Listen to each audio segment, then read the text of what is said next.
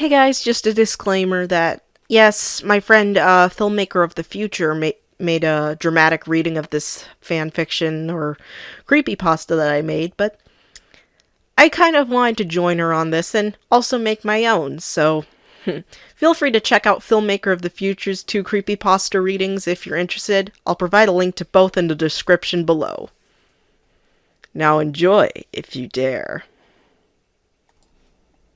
It had been a few days since Jennifer Hawking's recent post on Tumblr detailing her story regarding her Shannon the Killer videotape. Robert had also posted about his horrifying episode about Dwayne dying, but on October 14th, 2020, something expected happened. Hi, my name's Ellie. I'm Jenny's friend she spoke of in the post on Tumblr. When I first read it, I was a bit stunned at first that I did see her screenshots of said episode. As crazy as this sounds to many creepypasta lovers out there, I'm really not afraid of my favorite character after reading this. Yeah, Shannon himself is written to be a semi-manipulative bully that befriends Brendan, but even if there was a leaked episode about him murdering the entire cast, I still cherish him as a character. Has this episode affected my friendship with Jennifer? No, it hasn't. We still regularly chat and hang out. And I try to help her get over her fear of Shannon and his character. But believe it or not, I'd recently dealt with an experience I'd like to discuss as my friend did. So I went on Amazon and purchased a home movies DVD that claimed to be the Season 1 box set. The listing showed a stock image of the Season 1 DVD, as many listings do whom are selling authentic box sets of said seasons and others. I paid the $15 asking price and got my DVD about 2 days later. The DVD itself was not the Season 1 box set that the listing had said it was.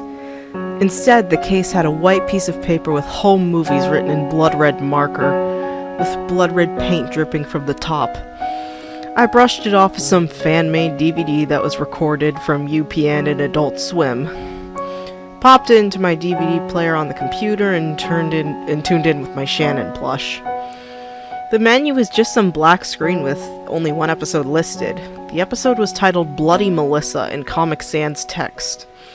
I had never heard of any episode called Bloody Melissa before, so I clicked on the title and waited for the episode to load. At first the screen stayed black for around probably 30 seconds before the home movie's logo that was on my DVD case came on screen. A faint laugh played in the background that, need I remind you all, sounded like a little girl, most likely Melissa, before cutting to the playground at the elementary school. Brendan and his friends were on the monkey bars discussing their next movie. The problem was Brendan was having a bad case of writer's block, which would be addressed in a later episode. Jason had mentioned that Halloween was coming up and maybe a spooky movie would be a good idea. Brendan happily agreed before falling off the monkey bars with only a small bruise on his left arm. I laughed a little bit as how well it was executed in the older squiggle vision style rather than the later flash style they'd used in Season 2 onwards. Melissa then looked over at her friend, but something was a bit off about her. I paused the video and saved a photo before receiving a message on my computer. Melissa.exe would like to be activated by admin in order to continue watching. I hit accept since the episode seemed to be pretty interesting so far. So that image I had taken was Melissa, but she had a black eye. I don't know exactly where it had come from. Must have either been some form of an animation error, maybe? Brendan was getting ready to head back to his house since the soccer team was having a day off due to McGurk being in the hospital. Possibly from drinking while driving or something. Melissa tapped Brendan on the shoulder. She had this look of fear in her eyes which threw me off. Can I stay with you tonight, Brendan? Melissa stuttered. Sounded like she was about to cry. Brendan looked to his friend and said, sure, I guess. He shrugged and took his friend to his house. I was a bit worried about Melissa. Sure, she really wasn't exactly my favorite character, but her state right now really started to scare me. Another thing that also made fans curious was about the absence of Melissa's mom. The series stated that it was divorced, so the mom had cheated on Eric, Melissa's dad, with someone else. But after this episode, I think I might have found out the real reason. The scene cut to Brendan's house where he and Melissa were working on a movie called Bloody Mary, about a little girl getting abused by her dad, or something along those lines. This movie rubbed Melissa the wrong way due to the subject matter, but she wasn't explaining it in her usual concerned manner. Instead, she was flat out terrified. Brendan assured her that none of the scenes were real, but Melissa's sudden change in character kind of set a eerie mood in the episode. The first scene showed Brendan acting, of course, yelling at Melissa as she was stained with quote-unquote blood when it was really just ketchup. But the acting from Melissa seemed a bit more emotional than expected. I know the voice actress was just doing her job, but the sudden change, of course, put me off on edge a little bit. Brendan held up a belt towards Melissa, which caused her to scream in horror. The look in her eyes had this kind of look that triggered some sort of flashback or bad memory, maybe. Before Brendan could quote-unquote strike, he noticed what was going on before Paula told him that Melissa's mom was here to pick her daughter up.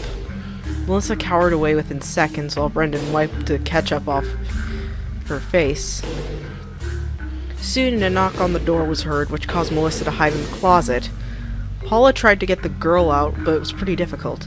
"I can't go with her, I don't wanna," Melissa cried on the verge of a mental breakdown. These words caused Paula to step back. She did wonder where Melissa got her black eye. Her response was that same response, "I walked into a door," which is kind of cliché if you ask me. The screen then cut to black before zooming to a window from Melissa's house. Two shadows, presumably Melissa and her mom, some glass-breaking sound effects, and a lot of bleeping were heard. Melissa was pleading for her mom to stop doing what she was doing before breaking out of the house. It then cut to Brendan setting his camera on the nightstand before hearing his mom.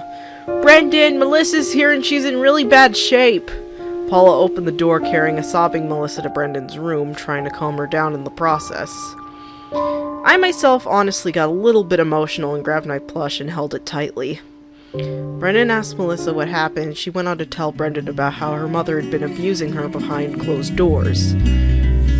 Brendan was shocked as the Heart Smashers theme played out as the two comforted each other, thus ending the episode and having the credits roll. Now, my thoughts on this one. Obviously, it was very dark and the discussion of child abuse was decently accurate. After finishing the episode, I was greeted with an image of Melissa with the black eye from earlier and the word "help" on the wall behind her. I archived the episode recently and it is linked in the bottom of this post if you'd like to check it out. Me and Jennifer are organizing a meeting for those who had found or own any of the leaked episodes, so we could archive them and post them to the internet.